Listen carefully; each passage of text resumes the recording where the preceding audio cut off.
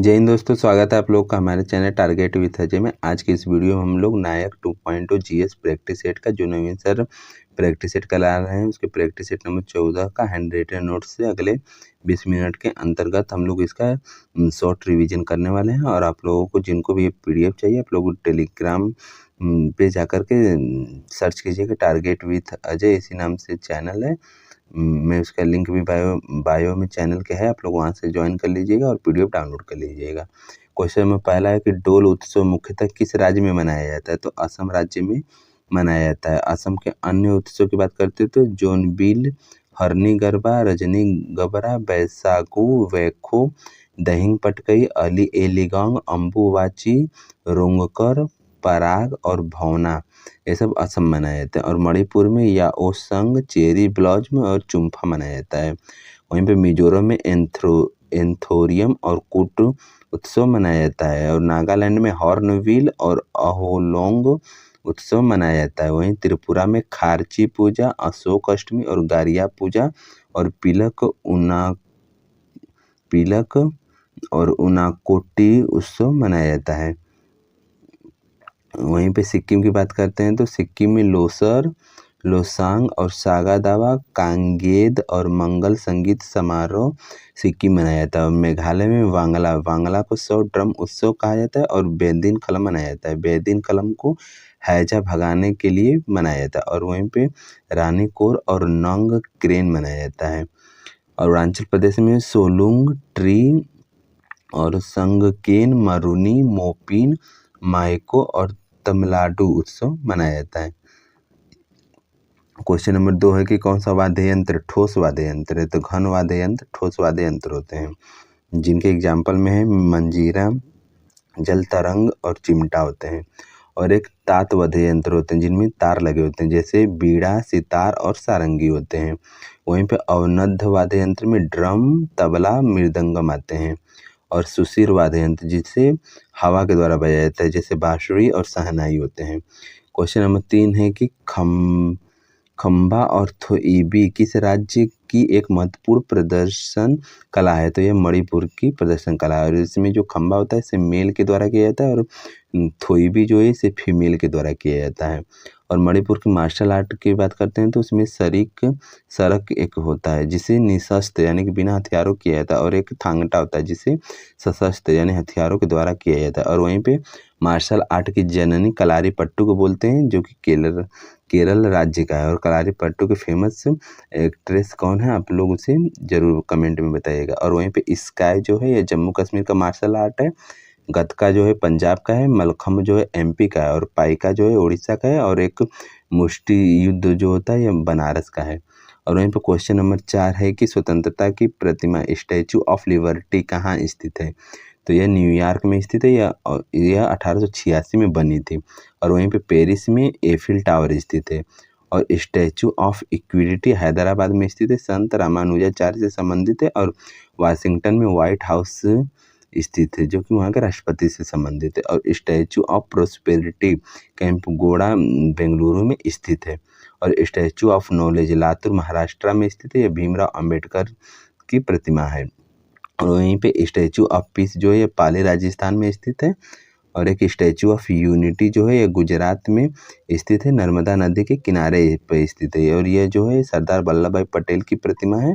इसकी टोटल ऊंचाई की बात करते हैं तो 182 मीटर इसकी ऊंचाई है। और इसके वास्तुकार राम सुतार इसके वास्तुकार हैं। क्वेश्चन नंबर 5 है कि ओलंपिक पदक जीतने वाला पहला भारतीय और एशियाई टेनिस खिलाड़ी कौन था? तो लिएंडर पेस था। और इन्होंने ब्रॉन्ज मेडल जीता था 1996 के अटलांटा ओलंपिक में जीता था। और वहीं पे टेबल टेनिस में सर्वाधिक टेबल टेनिस नहीं रहेगा, सर्वाधिक ओलंपिक खेल 1992 से 2016 तक इन्होंने खेले हैं। टोटल इन्होंने 7 ओलंपिक खेल खेले हैं। और वहीं पे 2024 में इन्हें international tennis hall of fame में शामिल किया गया था। और टेनिस के मैदान की माप की बात करते हैं तो 78 इंटू 27 फीट सिंगल्स के लिए होती है और 78 इंटू 36 फीट डबल्स के लिए होती है। और वहीं पे जो टेनिस में नेट लगी होती है उसकी ऊंचाई की बात करते हैं तो 3 फीट उसकी ऊंचाई होती है। और बाल का वजन 56 से 59.49 ग्राम तक होता है। वहीं पे है कि टेनिस में जो पॉइंट होता है, जैसे 0 पॉइंट होता है तो उसे लव बोला जाता है, और स्कोर बराबर हो जाता है तो उसे ड्यूस बोला जाता है। वहीं पे ड्यूस से अगला अंक को एडवांटेज बोला जाता है। क्वेश्चन नंबर 6 है कि कौन सी टेबल टेनिस विश्व चैंपियनशिप प्रतियोगिता भारत में आयोजित की गई थी? तो 19वीं नंबर की गई थी, 1952 में की गई थी, फिर 1987 में भी भारत में ही की गई थी। वहीं पे पहले नंबर की जो विश्व चैंपियनशिप प्रतियोगिता थी वो 1926 में लंदन में आयोजित की गई थी। टेबल टेनिस के प्रमुख तथ्यों की बात करते हैं तो उसमें गेंद की बाल का वजन 2.7 ग्राम होता है, और वहीं पे टेबल की लंबाई जो है 9 और चौड़ाई 5 फीट तक होती है, और नेट की ऊंचाई जो है 6 इंच होती है। टेबल टेनिस की ज़मीन से ऊंचाई की बात करें तो 76 सेंटीमीटर होती है, और वहीं पर टेबल टेनिस के लिए हेडक्वार्टर ल्यूसाने स्विट्जरलैंड में स्थित है। और टेबल टेनिस ओलंपिक में कब शामिल हुआ था? तो 1988 में शामिल हुआ था। और वहीं पर टेबल टेनिस के आविष्कारक की बात करते हैं तो डेविड फोस्टर इसे शुरू करने वाले थे, यानी कि आविष्कारक थे। हाल ही में 58वें नंबर के 2025 में टेबल टेनिस कतर दोहा में हुआ था। क्वेश्चन नंबर 7 है कि कौन द बुद्ध एंड हिज धर्म पुस्तक के लेखक हैं, जो 1957 में लेखक की मृत्यु के बाद प्रकाशित हुई थी? तो भीमराव अंबेडकर इसके लेखक हैं। सुभाष चंद्र बोस की पुस्तक द इंडियन स्ट्रगल है, और आर.सी. दत्त की पुस्तक the economic history of India है। और वहीं पे भीमराव अंबेडकर की अन्य पुस्तक की बात करते हैं तो एनहिलेशन ऑफ कास्ट, ये 1936 में आई थी। और हु आर द शूद्राज 1946 में लिखे थे। और वेटिंग फॉर ए वीजा और पार्टीशन ऑफ इंडिया और एडल रिडल्स इन हिंदूज, ये सब भीमराव अंबेडकर की पुस्तक हैं। क्वेश्चन नंबर 8 है कि स्वराज दल से संबंधित हैं, तो मोतीलाल नेहरू, अयंगर और विट्ठल भाई पटेल संबंधित है। और वहीं पर स्वराज पार्टी जो थी यह 1 जनवरी 1923 में बनी थी। इसके अध्यक्ष चित्तरंजन दास थे, जिन्हें देशबंधु के नाम से भी जाना जाता है, और महासचिव मोतीलाल नेहरू थे। और स्वराज पार्टी का पहला अधिवेशन प्रयागराज में आयोजित किया गया था। क्वेश्चन नंबर 9 है कि भारत में 1918 में प्रथम मजदूर संघ की स्थापना की थी? तो बीपी वाडियार ने किया था। और 1929 में इंडियन ट्रेड यूनियन फेडरेशन वीवी गिरी ने स्थापना किए थे। फिर अखिल भारतीय ट्रेड यूनियन 1920 में लाला लाजपत राय ने इसकी स्थापना की थी, और फर्स्ट अध्यक्ष भी यही थे। क्वेश्चन नंबर 10 है कि HRA के संस्थापक सदस्य थे, तो उसमें रामप्रसाद बिस्मिल और सचिंद्र सान्याल और योगेंद्र चंद्र चटर्जी, ये तीनों लोग शामिल थे। यह जो HRA था इसका फुल फॉर्म है हिंदुस्तान रिपब्लिक एसोसिएशन। यह 1924 में कानपुर में बना था। फिर इसे आगे चल करके HSRA कर दिया गया। इसमें जो एस शब्द जुड़ा था इसका अर्थ था सोशलिस्ट, यानी कि हिंदुस्तान सोशलिस्ट रिपब्लिक एसोसिएशन। और यह 1928 में बना था। यह जो बना था यह फिरोज शाह कोटला मैदान जो कि दिल्ली में स्थित है वहाँ पे बनाया गया था। और भगत सिंह ने 1926 में नवजवान भारत सभा की स्थापना किए थे। और वहीं पे काकोरी एक्शन जो है 9 अगस्त 1925 को हुआ था। इसमें जो ट्रेन चलती थी वो लखनऊ से सहारनपुर तक चलती थी, और ट्रेन का नाम 8 डाउन ट्रेन था। और इसमें 4 लोगों को फांसी दी गई थी, जिनके नाम थे राजेंद्र लाहाड़ी, अशफाक उल्ला खां, ठाकुर रोशन सिंह और रामप्रसाद बिस्मिल। इन लोगों को फांसी दी गई थी। क्वेश्चन नंबर 12 है कि भारत में किसी राज्य का राज्यपाल अपने पद पर कब तक कार्यरत रह सकता है? तो राष्ट्रपति के प्रसाद पर्यंत कार्यरत रह सकता है। और राज्यपाल का आर्टिकल 153 में है, प्रत्येक राज्य के लिए एक राज्यपाल होगा। लेकिन राज्यपाल एक से अधिक राज्यों के लिए भी बन सकता है। तो संविधान में 7वां संविधान संशोधन हुआ 1956 में, इसके बाद वह राज्यपाल एक से अधिक राज्यों का राज्यपाल हो सकता है। और राज्यपाल के अध्यादेश के आर्टिकल की बात करें तो 213 में है, और उसका क्षमतान 161 में है। क्वेश्चन नंबर 13 है कि भारत के उत्तरी क्षेत्रीय परिषद का सदस्य है?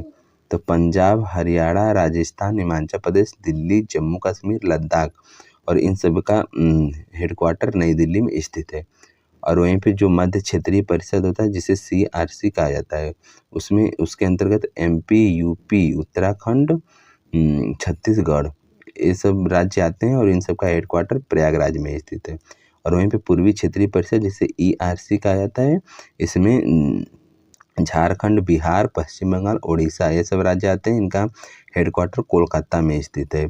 और पश्चिमी क्षेत्रीय परिषद जिसे WRC कहा जाता है, इसमें गुजरात, महाराष्ट्र, गोवा, दमन, दीव, दादरा ये सब आते हैं। इन सब का हेडक्वार्टर मुंबई में है। और वहीं पे दक्षिणी क्षेत्रीय परिषद जो है उसका हेडक्वार्टर चेन्नई में है। और पूर्वोत्तर क्षेत्रीय परिषद जो था यह 1971 में बना था। इसमें 7 सिस्टर शामिल थे, लेकिन फिर 2002 में संशोधन करके इसमें 7 सिस्टर और एक सिक्किम राज्य को भी ऐड कर दिया गया। और इन सब का हेडक्वार्टर शिलोंग में स्थित है। क्वेश्चन नंबर 14 है कि प्रमुख अनुसंधान, तो उसमें भारतीय सब्जी अनुसंधान संस्थान जो है वाराणसी में स्थित है। और वहीं पे केंद्रीय उपोष्ण उद्यान अनुसंधान लखनऊ में स्थित है। और भारतीय गन्ना अनुसंधान संस्थान लखनऊ में स्थित है। और भारतीय दलहन और चीनी का कानपुर में स्थित है। राष्ट्रीय पोषण संस्थान जो है यह हैदराबाद में स्थित है। और एक जो नीरी होता है वह नागपुर महाराष्ट्र में स्थित है, 1958 में बना था। और चावल अनुसंधान केंद्र कटक उड़ीसा में है। और आलू के लिए शिमला में है। और कपास के लिए अनुसंधान केंद्र नागपुर में है। अनार के लिए सोलापुर में, मूंगफली के लिए जूनागढ़ में, और वन के लिए देहरादून में अनुसंधान केंद्र स्थित है। क्वेश्चन नंबर 15 है कि भारत में सुनहरी क्रांति किससे संबंधित है? तो सुनहरी क्रांति जो है यह बागवानी से संबंधित है। और वहीं पे जो पीली क्रांति है यह तिलहन से संबंधित है। और इसके जनक की बात करते हैं तो सैम पित्रोदा इसके जनक हैं। और लाल क्रांति जो है मांस और टमाटर से संबंधित है। इसके जनक विशाल तिवारी हैं। और वहीं पे गुलाबी क्रांति जो है ये प्याज और झींगा मछली से संबंधित है। इसके जनक दुर्गेश पटेल हैं।